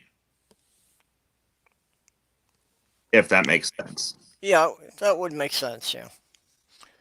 I know there were problems with a number of other, exotic animals being brought in from Asia as pets, and Oh yeah, yeah. I'm not saying that that's the entire reason for that section of the Endangered Species Act. I'm just saying that's probably the reason arowana are included under it, because, like I said, other countries have laws that, and there are systems in place to be to keep it from to keep from wild capture being a problem. yeah. Um, though another explanation could just be or easily slip of the tongue, could just as easily be because the law was written in the 70s and it was like never updated. How do you captivate Fred?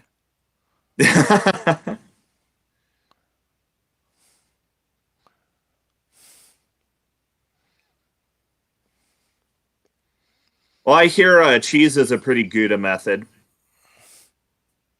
Mm.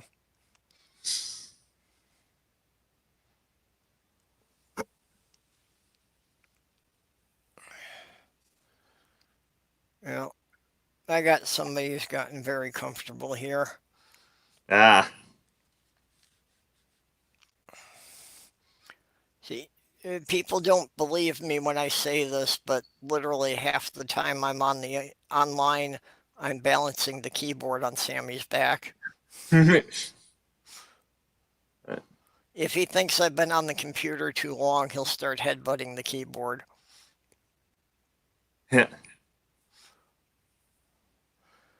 But yeah, now he's decided he's just going to go to sleep here.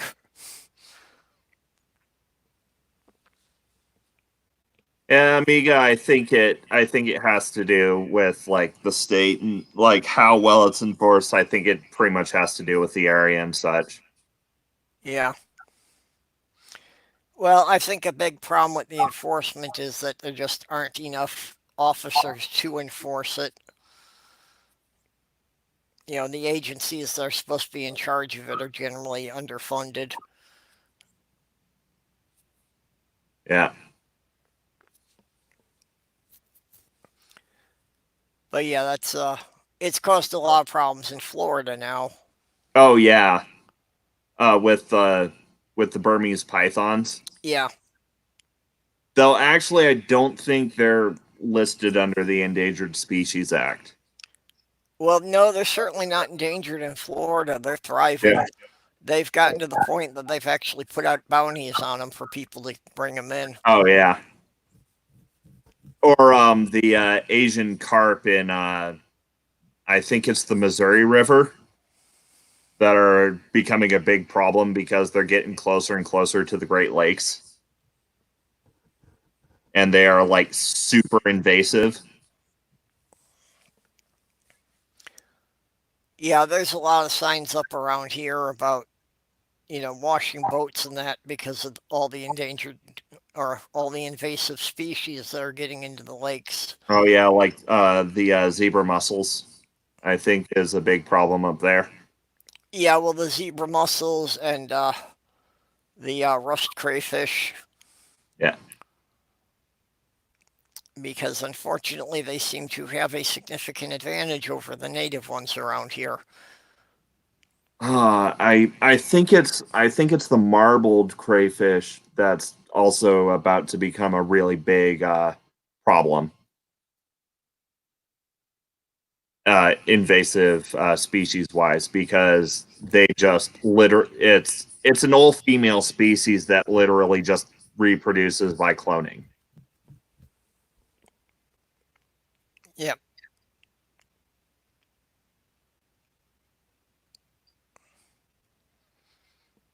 Yeah, and Ms. Tree is, saying about irresponsible pet owners having a tendency to just drop exotic species off in the Yeah. wild. Yeah, that's what got me started talking about invasive species.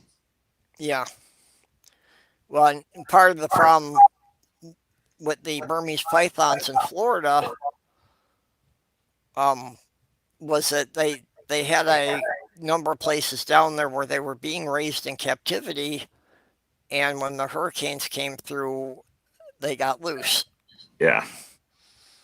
Well, yeah, and I think that's how the whole Asian carp thing in the Mississippi got start in the Mississippi or Missouri River. I forget which one got started. As they were being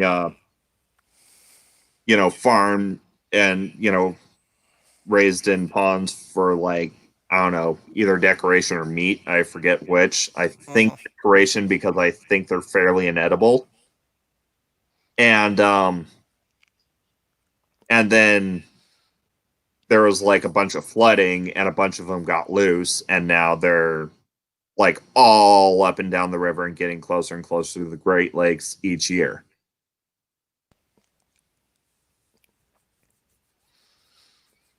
Yeah, as far as eating, carp are generally considered a trash fish. But I think most people have seen the videos where like they're just like flopping like just like jumping all over the place out of the river. And actually what the reason they do that is they're sensitive to electricity, and the electric current of the generated by the boat motor freaks them out, and so they start jumping out of the water. Ah,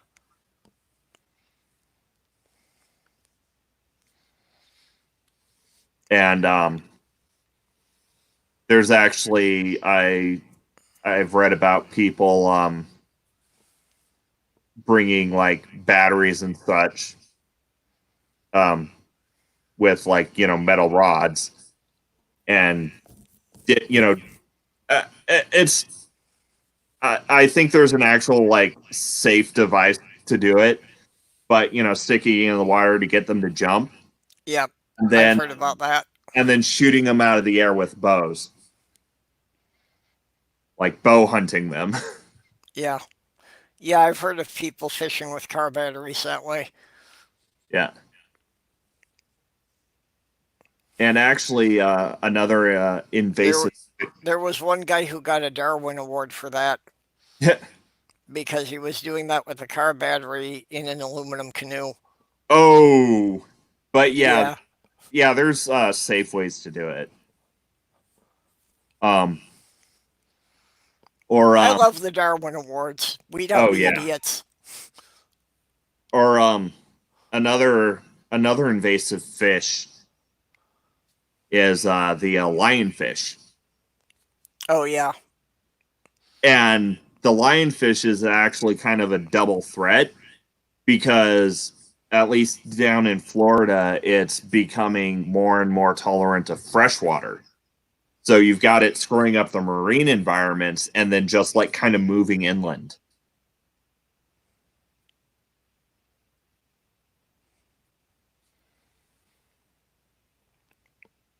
Yeah, and main gun saying about the tumbleweeds, and that's also a problem we're having with the lakes here is the some of the plant species that are being brought in. Yeah. I think it's knapweed where I am. Actually, they're like just recently we got a program started to get it cleared off Mount Sentinel, I think, either that or Mountain Jumbo, where we actually had some ranchers take their sheep up there, and the sheep would eat the Russian or the knapweed, and like this, they might have been like trained to eat it. I think that's how they got them to eat the knapweed without messing with the native species. But from what I remember, it was actually a pretty successful program. Yeah, there's a. I can't remember exactly what it is, but there's a type of seaweed that's got to be a big problem in a lot of the lakes in Minnesota. Yeah. That they were actually, driving, harvester boats across the lake to try and pick up as much of the stuff as they could, but, it's like they leave any tiny little branch and it just sprouted and kept growing again. Yeah. And in Flathead Lake, there's a big problem with lake trout. So every spring and every fall, they have what's called Mac Days, where there's like a big like competition to like see who can catch the biggest lake trout, who can catch the most lake trout. They basically turn it into like a biannual festival. Yeah. Where everyone everyone in the area who can make it up like goes out on the lake and goes fishing to catch lake trout, because they're out competing the native species. And the thing is, lake trout actually tend to hang out in deeper water than the native species, so it's also impacting like the bald eagles in the area and the osprey and all the other animals that rely on the fish in the lake as part of their diet. Right.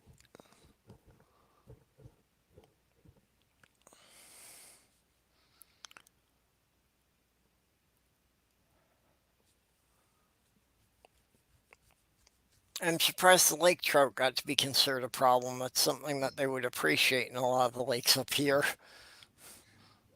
Well, yeah, it's like I said, it's they're an imported. Yeah, They they were imported for sport, and then they just not only started out competing, the native species, like the cutthroat trouts, but they also started just eating all of them.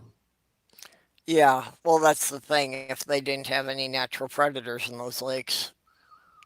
Well, I mean, they did. It's just like not. It's just I think the lake trouts are a bit more piscivorous than their cousins.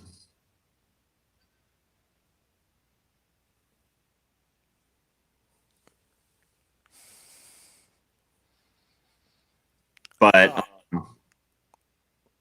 what's that? all uh, what the pattern for what makes a species invasive, from what I can see, and this is 100% a complete layman's opinion, but it seems to me that it's all about relative biodiversity, because it seems that the trend is when you take a species from areas with high biodiversity, like for instance Southeast Asia, and bring them to you know to an area with low biodiversity like the American continent or Australia, um, the the species from a more competitive environment are more suited to being generalists than the species in the environment with the lower diversity. So you get an invasive species that just kind of takes over. Yeah, the ones from the more competitive environments generally are ones that can adapt faster. Yeah. Although one of the things they're finding now with the zebra mussels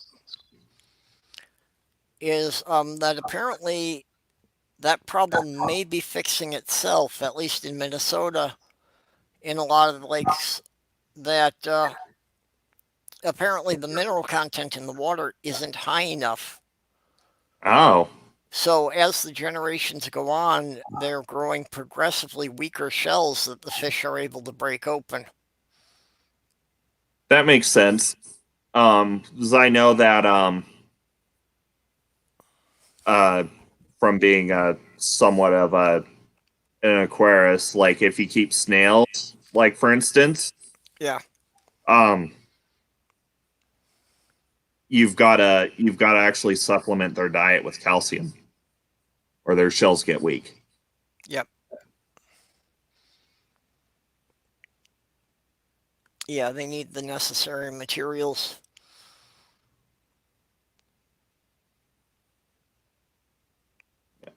When I was a kid, I had a fish tank. I had started with a couple of snails in there, and they just took over everything. Oh yeah, yeah. You've got to be careful about snails. Like pretty much in any Facebook, um, in any Facebook aquarium group, there's always at least like one or two questions a day about I have a snail infestation. How do I take care of it? Yeah. But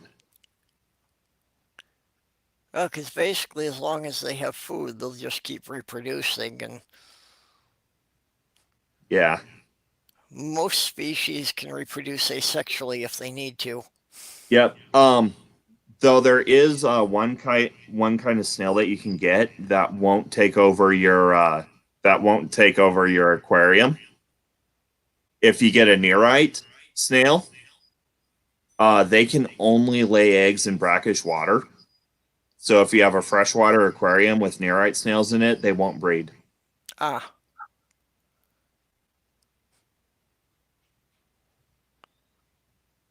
yes, ask Ace the atheist snail. Yeah. But aside from that, usually the answer is like if you don't want to, if you don't want to go,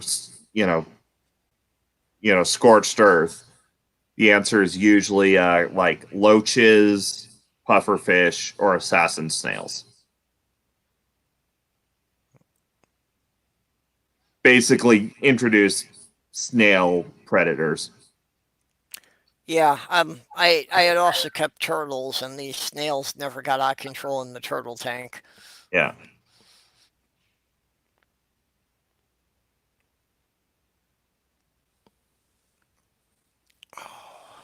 There's actually a snail trap that you can make that can work somewhat well from what I've seen. But it's not my own personal experience. It's like what I've seen, like in groups and such, where you take a bit of like cabbage or something, and you put it in a water bottle, and then you put the water bottle in the tank, and then just kind of leave it overnight, and then all the snails will go in, or a lot of the snails will go into the water bottle to eat the cabbage, Yeah, and then you just take the water bottle out of the tank. yeah, I can see how that should be fairly effective. Yeah, Main Gun's mentioning about raccoons being invasive in Yep. Japan. Yeah, raccoons are just highly destructive everywhere. Yeah. And also very, very aggressive and angry. Yep. Yeah, people think they're cute, but not if you've seen them in the wild. Yeah. They is nasty little varmints, and they will gang up on much larger animals. They'll tend to travel as family units, Yeah. and if there's enough of them, they will take down even a mid-sized dog. Yeah, I've heard stories about cats getting killed by single raccoons. Yeah, well, they ate one of my cats. Yeah. I heard the noise, but by the time I could locate him, it was too late. Yeah. Yeah, when I was too little to remember, one of my dad's cats got by an owl, but it was too big to carry off. So all that happened was, the cat's back got broken, and he ended up having to shoot it. And Mm. worst part of it was his birthday at the time. Oh, yeah. Yeah.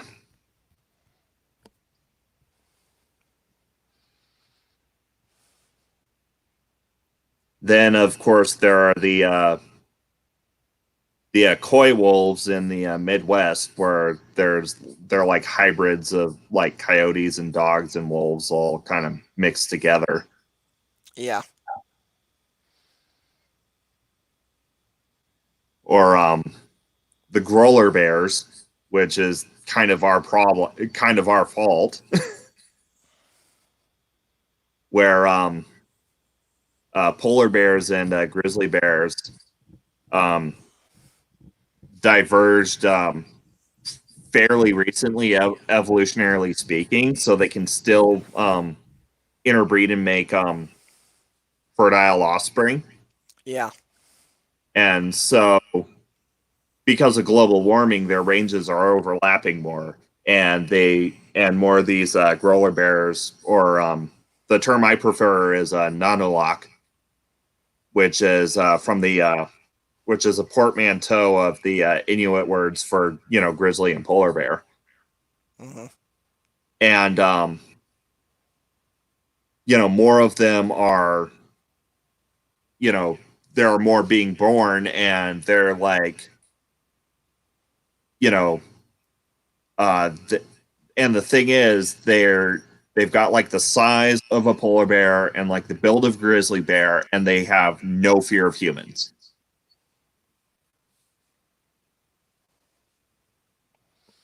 It's like, like they have like all the strengths of a polar bear and a grizzly, and like none of the relative weaknesses.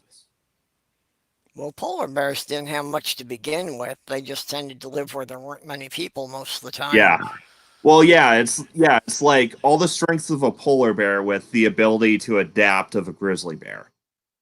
And then like none of the fear of human. Because I think they get the lack of fear of humans from the polar bear side. Yeah. Well, I know there's a couple of towns in Canada that wind up being on the polar bear's migration path. And yeah, they don't pay much attention to the people when they walk through. The people just have to know to stay out of their way. Yeah, I've seen documentaries about that. Yeah.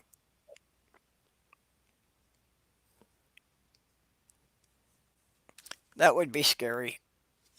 Oh yeah, that would be like pants ruiningly terrifying. Yeah, around here, theoretically, there were grizzlies around here, but I don't think anybody's actually seen one up here in like 2 decades. So mostly it's just the black bears. Yeah, they're a lot smaller and not nearly as aggressive. yeah, we've got grizzlies here. I've never seen one, but they're definitely out them, and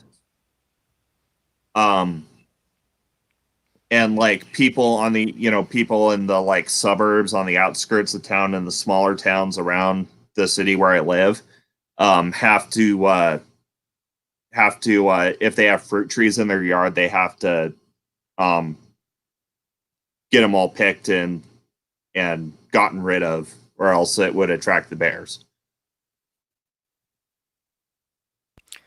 Yeah, we've had that around here, and even bears coming right up to the houses where, just empty out bird feeders. Yeah. And you've got to be careful when you have your pets outside after dark. Yeah. And every so often we get a mountain lion sighting. It's like once every few months there's a mountain lion will have to be moved or relocated. It's always in the same area, but yeah, actually in the areas right around Minneapolis, they've had problems with several cougars. Yeah.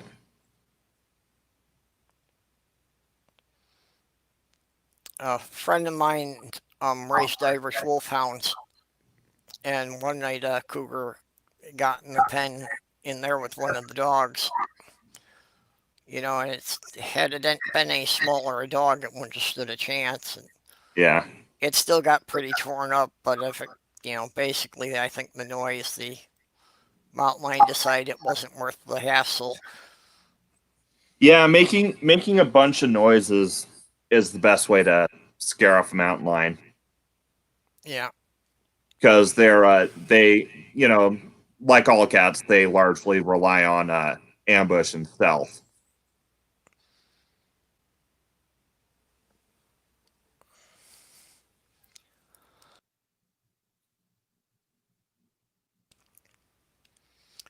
Yeah, I did actually see a couple of wolves in here. Main gun. I like cougars. Unfortunately, I'm too old now. Oh, wait.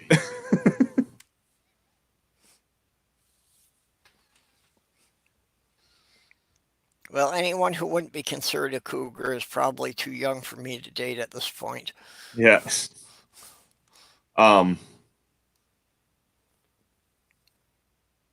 And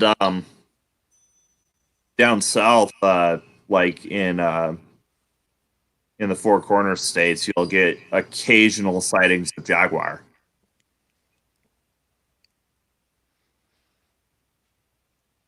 I Because thought they were more around Central America. I didn't think they came up that high. the very the most southern states we have, Yeah. In the Southwest, are at the very northern, the most northern edge of their range.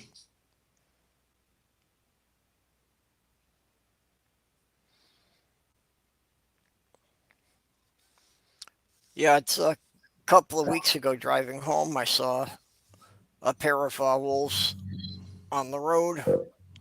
Yeah. And You where know, it's I'm kind of like I've always known they've been around here, but it's rare to see them. where I'm from, wolves are a very, very controversial subject politically. Yeah, well, they are here too, but in the area I'm in, there isn't anyone who's keeping a lot of livestock, so it's not a big issue in the immediate area, but the general region they have been a problem. Yeah, well, it's less well, yeah, there are livestock concerns, but a lot of people in my area think that we shouldn't have reintroduced the wolves and have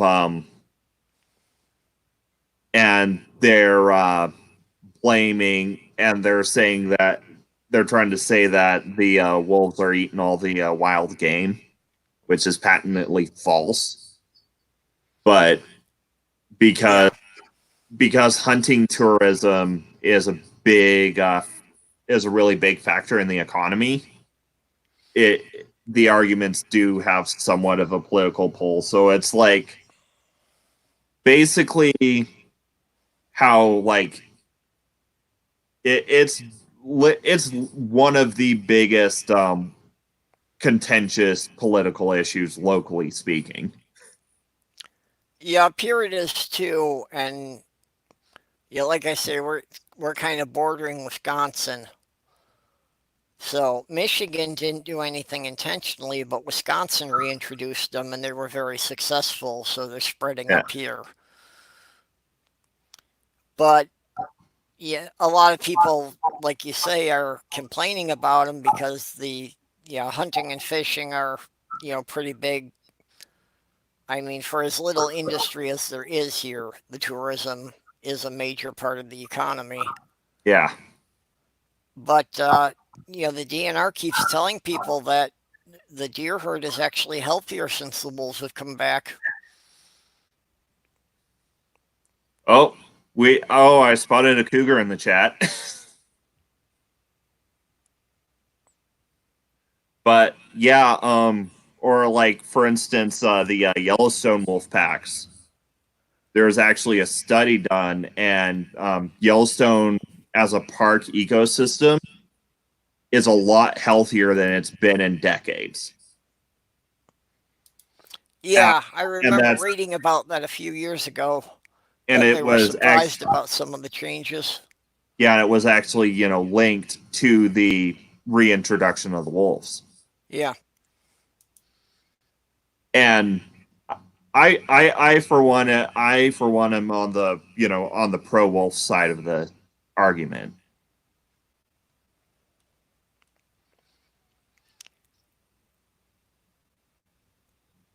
Well, and one of the things I've noticed here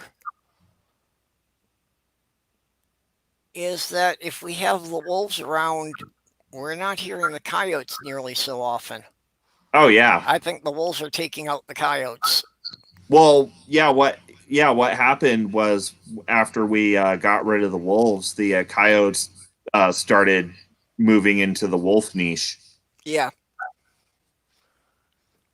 But, with the wolves coming back, the coyotes are, going back into the niche that they had previously occupied. And yeah, wolves do not like coyotes and will kill coyotes if they, if they see them. Yeah, well, and this area really didn't have the coyotes until the wolves disappeared. Yeah.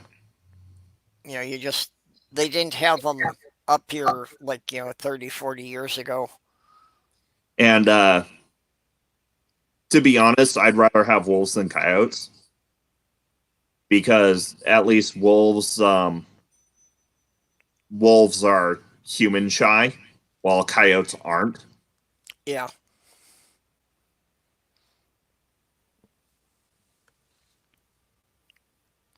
Oh. But speaking of wolves, have you ever read Never Cry Wolf by Farley Mowat? No, I haven't read it. Yeah, we read it as part of one of our high school English classes. But it's an it's a memoir essentially about this biologist who went up to study the wolves in Canada, Mm-hmm. because there were claims that they were just eating all the reindeer. Yeah. And when he went and looked, he noticed from his observations that they weren't actually going after reindeer all that often. They were actually mostly living off mice and lemmings and small rodents. Yeah, I saw a thing on TV about the guy. Yeah. And then he actually experimented on himself to see if a large Yep. carnivore could survive off a diet of rodents. Yeah, if the population of the rodents was going to be sufficient to support an animal that weighed a couple 100 pounds. Yeah. And after he did his study, he concluded that it was human hunting that was the problem, and they didn't like that.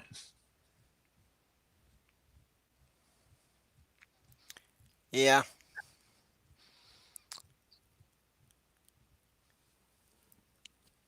Yeah, unfortunately, that happens all too often that they try to bring in somebody to study the problem and they don't like the answers they get. Yeah. Well, heck, ExxonMobil knew about anthropogenic climate change since the 80s and kept it quiet for decades. Yeah. Ah, wrong button, sorry.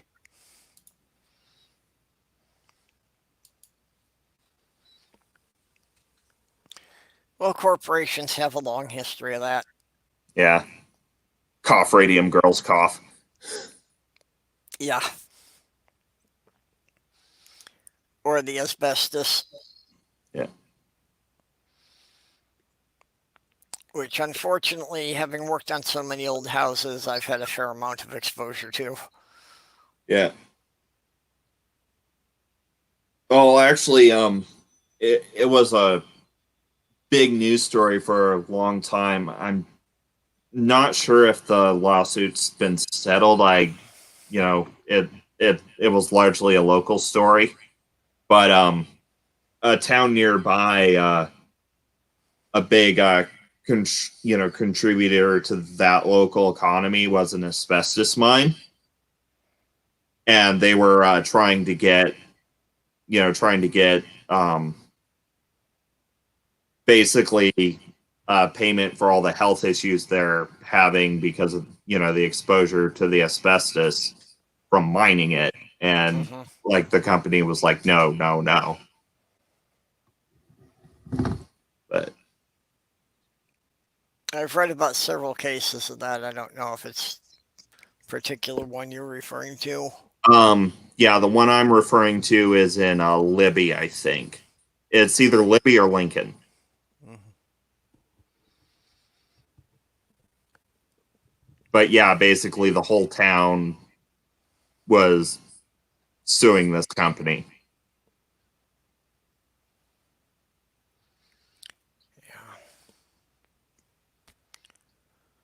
Okay, we've been going about 2 hours here. I think I'll wind it down here.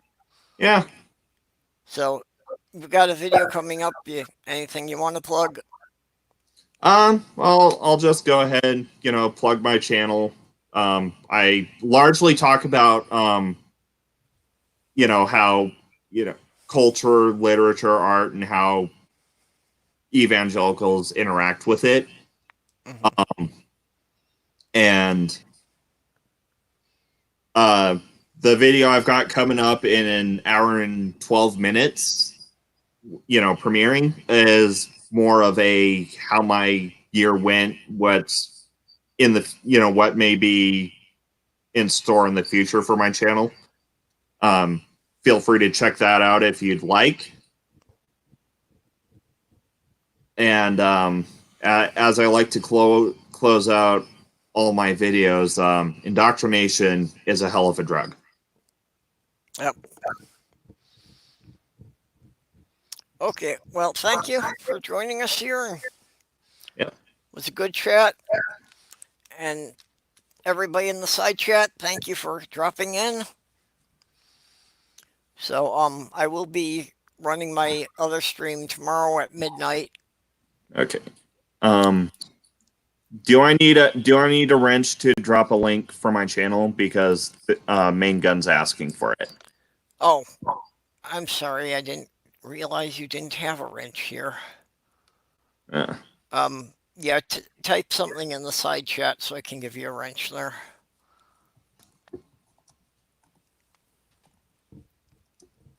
Oh, May, I didn't even realize you were in here.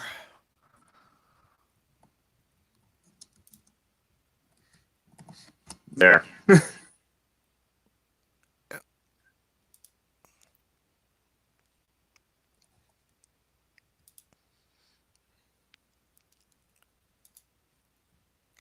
Okay, yeah, it just took it a minute to show up on the YouTube. Yeah. Whoop, whoop, burp, burp. Okay, there you go. Okay, I'll go ahead and drop my link in the chat. Yeah.